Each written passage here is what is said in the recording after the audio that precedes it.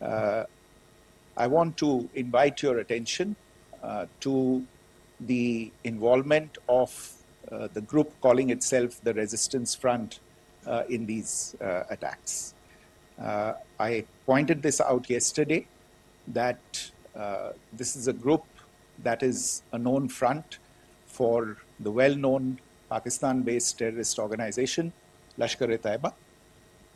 The group has been reported earlier. I mentioned to you about the Indian authorities providing information to the UN 1267 Sanctions Monitoring Committee. In fact, we are going to be meeting with the team again very soon, and we will be providing an update to the information that we have provided earlier. But what is interesting, दिलचस्प बात यह है कि संयुक्त राष्ट्र की सुरक्षा समिति में जब पहलगाम के हमले को लेके एक प्रेस वक्तव्य जारी करने की बात चल रही थी, तो आप सोचिए किस देश ने टीआरएफ का, द रेजिस्टेंस फ्रंट का उसमें मेंशन किया जाना, उसको अपोज किया, पाकिस्तान ने. This was after the fact that the TRF claimed responsibility for this attack not once but twice, within a few hours after the incident on the 22nd of April, and then again on the morning of 23rd April. And it is perhaps only after the full gravity of the incident was realized by its masters and handlers across the border that it was managed to back off from this claim. Obviously, that retraction doesn't convince anybody. तीसरी चीज जो मैं आपसे कहना चाह रहा था, और कर्नल कुरैशी और विंग कमांडर सिंह ने कल भी बड़े स्पष्ट शब्दों में और आज भी आपसे ये बात साझा की है. जो भारतीय रिस्पॉन्स है वो नॉन एस्केलेटरी है, प्रिसाइज है, सटीक है, मेजर्ड है और कंसिडर्ड है. Our intention has not been to escalate matters. We are only responding to the original escalation, as I said, and our response has been targeted, precise, controlled and measured. Only no military targets have been selected. Only terrorist infrastructure in Pakistan has been hit. Now, there are, as I said, a number of issues that have been raised in commentaries, and there's a lot of, as I said, unfounded disinformation and fabrication that has come from across the border. And I would just like to use this opportunity to set the record straight on some of these issues. The first of these is Pakistan trying to wash its hands off any and all involvement with terrorism. I think the Pakistani information minister said there are no terrorists in Pakistan. And I think he was challenged on that in the television program that he was appearing on. But even if I partially repeat myself from yesterday, I think Pakistan's reputation as the epicenter of global terrorism is rooted in a number of instances where concrete evidence is available, not just to India, but to governments and authorities and agencies around the world. There are several terrorist attacks around the world where Pakistani fingerprints have been found. I don't need to belabor the point with regard to this audience about where Osama bin Laden was found and who called him a martyr. Pakistan has also for decades pursued cross-border terrorism into India with impunity. And as I said yesterday also, in order to deliberately mislead the international community, they claimed that the terrorist Sajid Mir was dead. They came under pressure and Sajid Mir was then brought back to life, arrested, and is now apparently in Pakistani custody. Pakistan is also home to a very large number of UN proscribed as well as UN proscribed terrorists, as well as terrorists proscribed by a number of other governments in the world, including, of course, the Lashkar-e-Taiba and the Jaish-e-Mohammed, as well as their leaders, Masood Azhar and Hafiz Mohammed Saeed. आपने देखा होगा हाल ही में पिछले ही कुछ दिनों में पाकिस्तान के रक्षा मंत्री और उनके पूर्व विदेश मंत्री दोनों ने इस बात को माना है कि पाकिस्तान का ऐसे ग्रुप्स के साथ जो रिश्ता है वो क्या रहा है. Both the defense minister and the former foreign minister of Pakistan, I think they've done a more eloquent job of this than I could ever do in terms of describing their country's implication in international terrorism and their involvement in housing these kinds of groups. दूसरा जो विषय है वो है पाकिस्तान का जो एक दावा है कि एक इंटरनेशनल impartial investigation होना चाहिए, एक joint investigative committee होनी चाहिए. These calls for jointly investigating this heinous and barbaric attack in Pahalgam.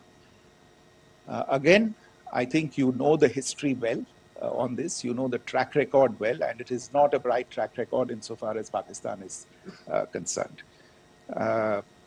In fact, in the pursuit of justice for the victims of multiple terrorist attacks, whether it be Mumbai in 2008, in Pathankot in 2016, or many others. But in particular for these two attacks, India had offered to cooperate. India provided forensic evidence and urged Pakistan to bring the perpetrators of these attacks to justice. We, in particular with regard to the Mumbai attacks of 2008, where a Pakistani Lashkar-e-Taiba terrorist was captured alive, India provided extensive information and evidence related to the involvement of Pakistani terrorists in this attack. Cases were registered, but you are all aware that these cases have not progressed despite the formation of judicial teams, etc. And Pakistan has consistently stonewalled all efforts to move the investigation along. In fact, with regard to the Pathankot attack as well, a joint investigative team was formed. We gave access, unprecedented access, I should say, to Pakistani team to the site of the attack.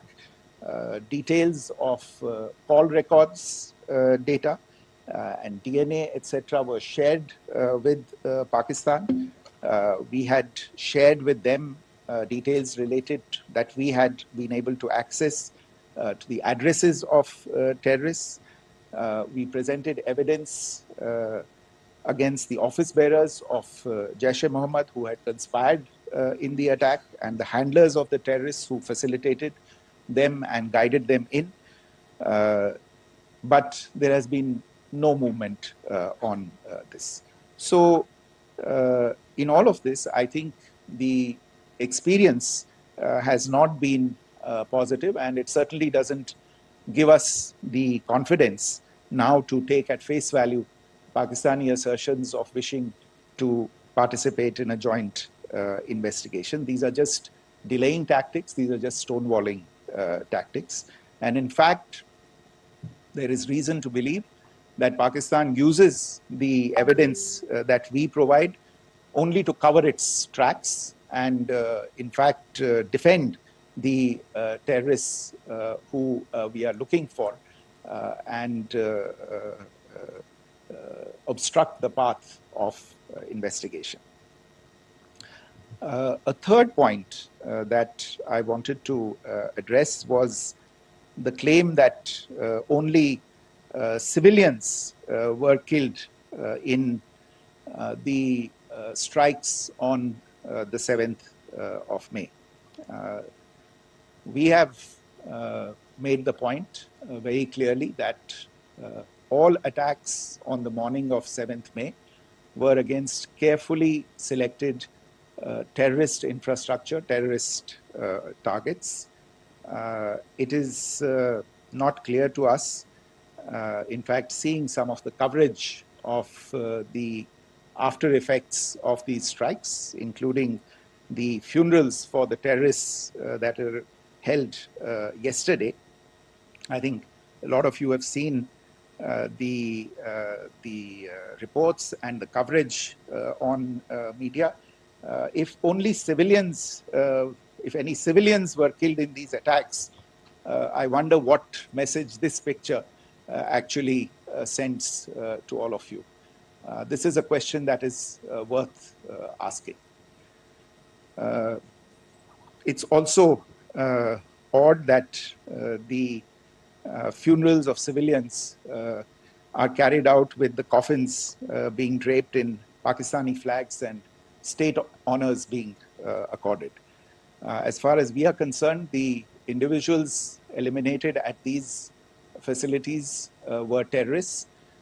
Giving terrorist state funerals may be a practice in Pakistan. Doesn't seem to make much sense to us. Pakistan has also claimed that India deliberately attacked religious sites. This is completely false again. I have made it clear that the targets were terrorist infrastructure, terrorist facilities, and locations connected clearly with incidents of cross-border terrorism into India. And it is in fact Pakistan that is misusing religious sites as a cover to in fact radicalize, direct and indoctrinate and train terrorists.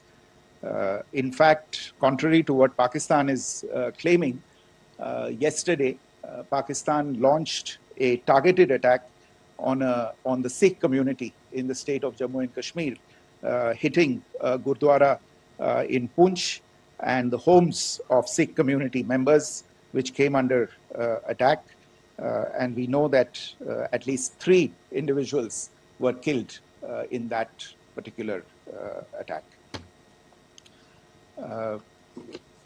Pakistan is also making attempts to, in fact, just to add to this point, the retaliatory action that Pakistan has taken, in fact, is impacting civilians. I showed you the picture of the Gurdwara and the Sikh community members who were killed in this.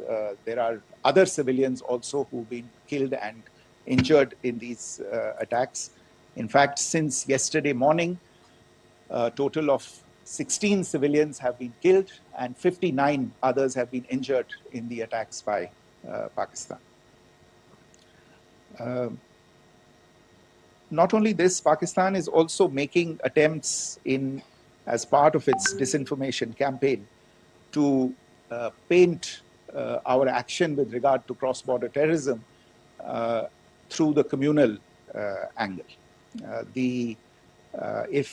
If that is the issue, then I think I can do no better than to cite or point you in the direction of the Pakistan Army Chief's speech of 16 April 2025.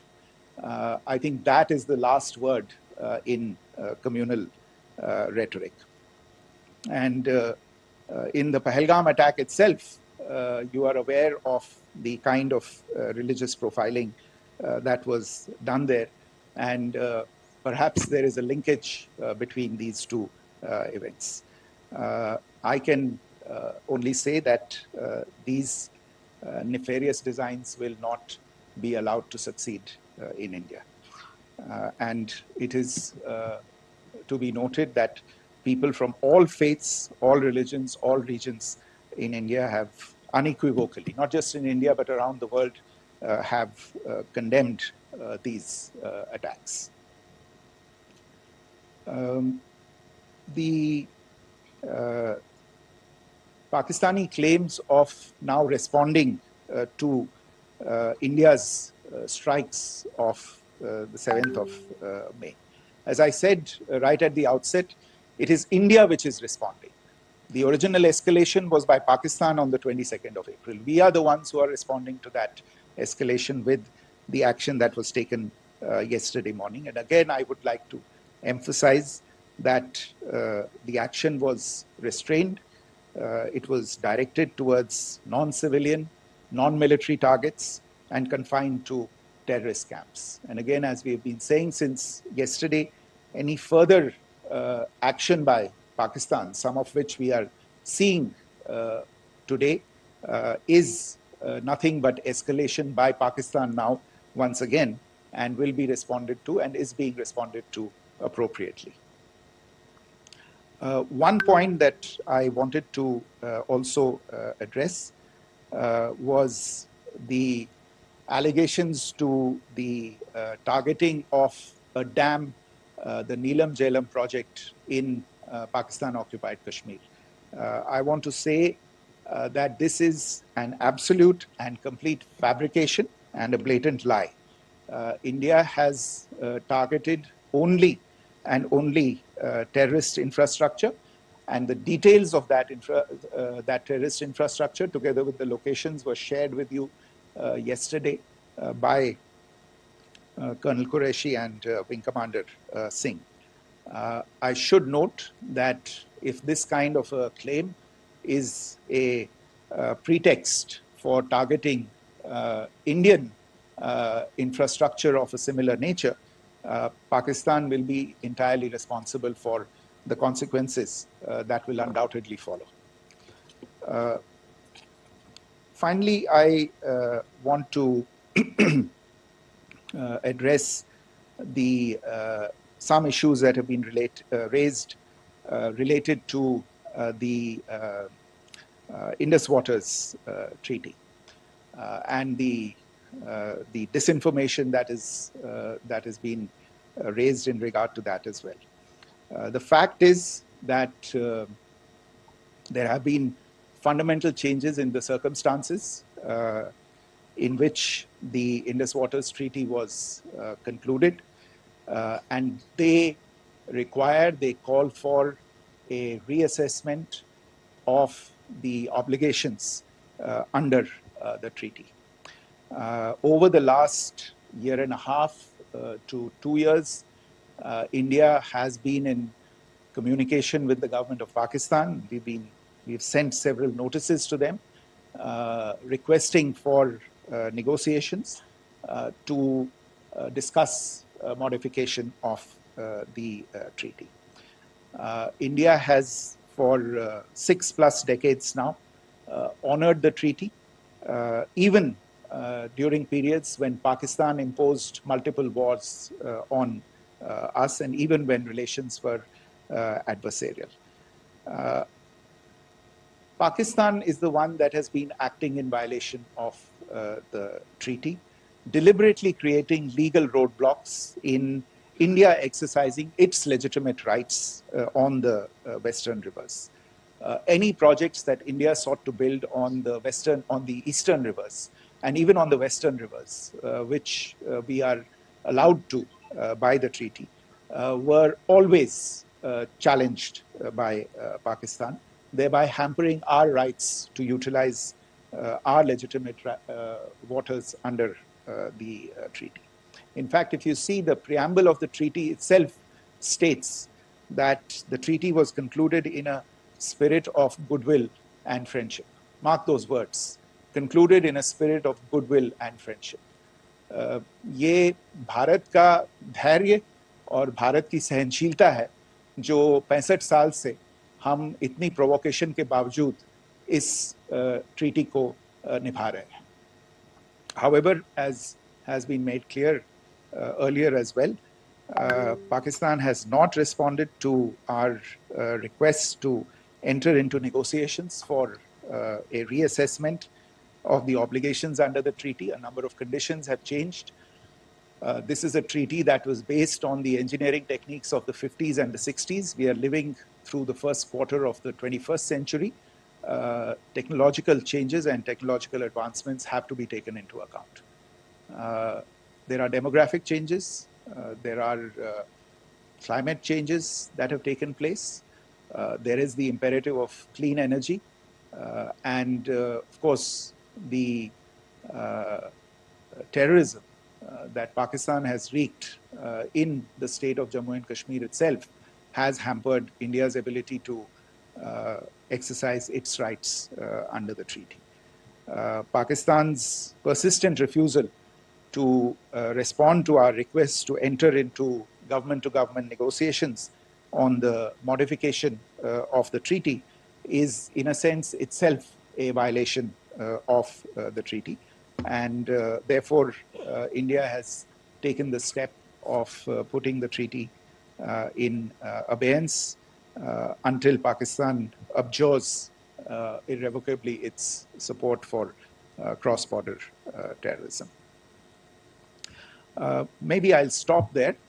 I mentioned earlier yesterday as well that this is an evolving situation. I would therefore ask all of you to be considerate and restrained. It will not be possible for us or my colleagues from the armed forces to share operational details at this point in time. Beyond that, if you have any questions, may I have time for only a few, and I'll try to answer those questions. Okay, I give the floor to Rishabh. Foreign Secretary, good evening. This is Rishabh from Times Now. I just wanted to understand, as per the press release that has been released earlier today, it says that we have successfully hit at the air defense of Lahore. Does it give our forces a better chances if in case of further escalation? And are there other air defense places as well at strategic location that were targeted? Rishabh, you are violating the first rule that I set out at the end of my remarks. The press release that has been issued by the Ministry of Defense today speaks for itself. It is related to operational matters. It's been released by the Ministry of Defense. As more information becomes available, it will be released at the appropriate time. Once again, please don't go into operational details at this point in time, because this is a constantly evolving situation. Yeah, go ahead. Foreign Secretary Smita Sharma, just wanted to ask, the Pakistani Minister Ishaq Dar in an interview has claimed that the national security advisors of India and Pakistan have spoken to each other. If you could confirm or deny, and is complete severance of diplomatic ties with Pakistan also on the table? I have no information with regard to contacts between the two national security advisors. Insofar as diplomatic relations are concerned, you've seen the steps that were announced in response to the following the meeting of the Cabinet Committee on Security on the 23rd of April. There are no further steps that are under consideration at this moment in time. Here, go ahead.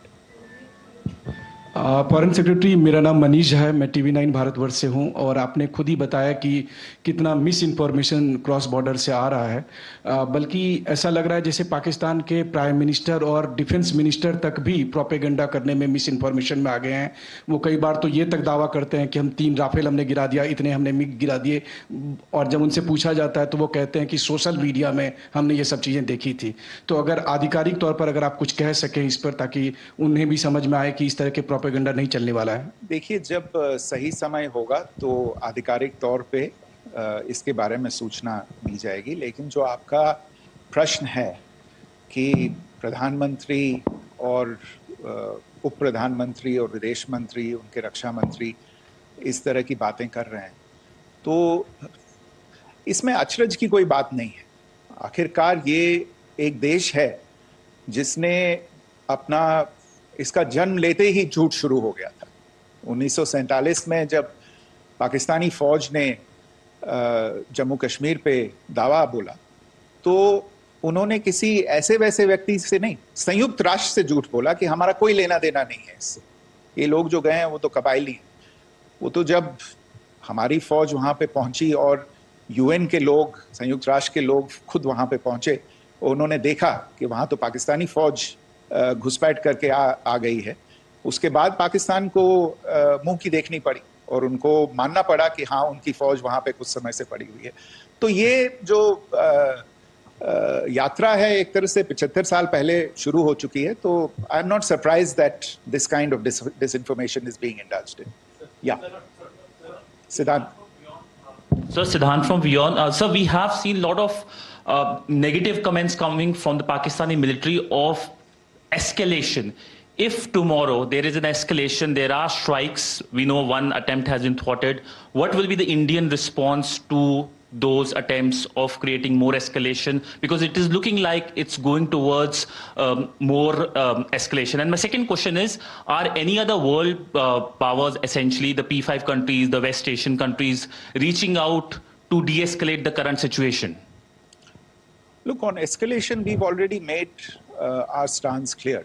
I mean, there are two basic points. First of all, it is Pakistan that escalated on the 22nd of April. We are only responding to that escalation. And then what we have said yesterday and what my colleagues have said today, that now if there is an attempt at further escalation by Pakistan, it will be responded to in an appropriate domain. And therefore, the choice is entirely that of Pakistan to make.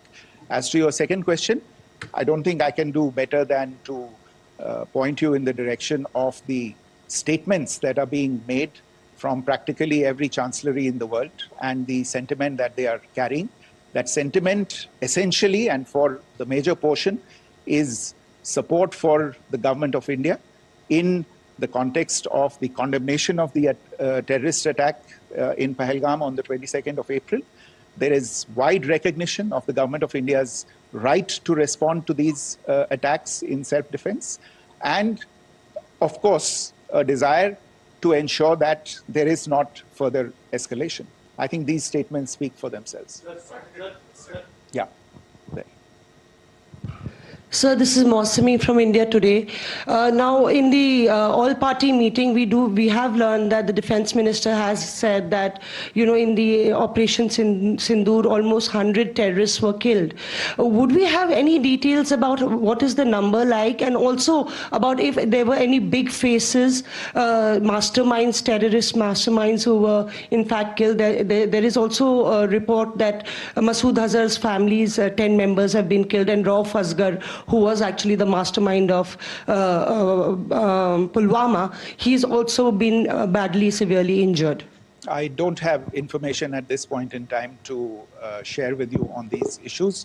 But as I said, I think, there is so much information out there on television, in the news media, in social media, that it sometimes looks like a long time has passed since this. Please understand that slightly over 36 hours only have passed since this operation was undertaken. Let us have some patience. Information will come out and will be shared in due time. Shruti. Thank you, Foreign Secretary. Shruti Ranjan from Bloomberg. Sir, could you give us any understanding whether India has moved the IMF or the World Bank to kind of, sensitize them about the the bailout that Pakistan has, and the kind of stuff that the Pakistan government is doing? Look, we have an executive director at the IMF. Tomorrow there is a meeting of the board of the IMF, and I'm sure that our executive director will put forward India's position. The decisions of the board are a different matter. You know the process through which they are made.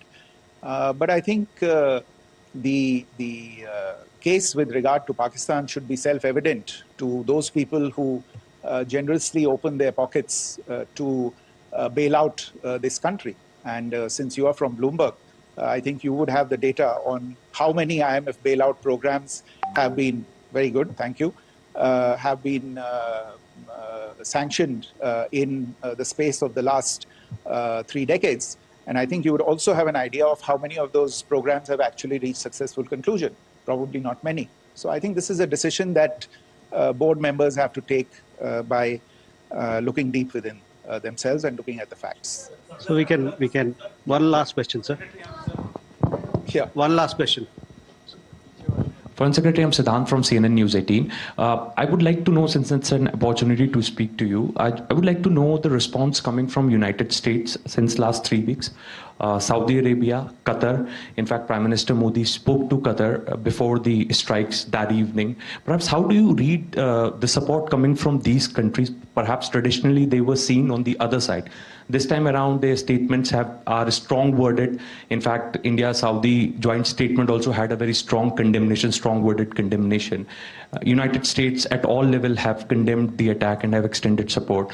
In fact, Saudi Deputy Foreign Minister is in India. He just met EMS Jaishankar. Also, if you could shed some light on his visit, his meeting with EMS Jaishankar. In fact, we have also been told that he met Prime Minister Modi. Thank you. Look, all the countries that you named and many others, we have been in touch with them. The Prime Minister has spoken to a large number of world leaders. A large number of world leaders have called him, as have called the External Affairs Minister. As we speak, there are conversations going on today as well with world leaders. And your assessment or conclusion of the general tenor of these messages is very much on point. And I think this is a recognition of the fact, firstly, of the barbaric nature, the unprecedented nature and character and features of the attack in Pahalgam, and a recognition of India's right to respond to this, and also a recognition of the fact that in responding, we have been nothing but responsible and have done so in a restrained, in a measured, and in a non-escalatory manner. I think that counts for something. People have taken that into account, and that is what is explaining the kinds of reactions that we are seeing. And we appreciate the sentiments and the statements that have been made by the vast majority of world leaders. Yes, the Saudi Minister of State for Foreign Affairs is in Delhi. He had a meeting with the External Affairs Minister earlier today. I don't have further details at this moment, but if there are details, the ministry will share them at some point with you. Thank you. I think that's all we have time for today. We'll join.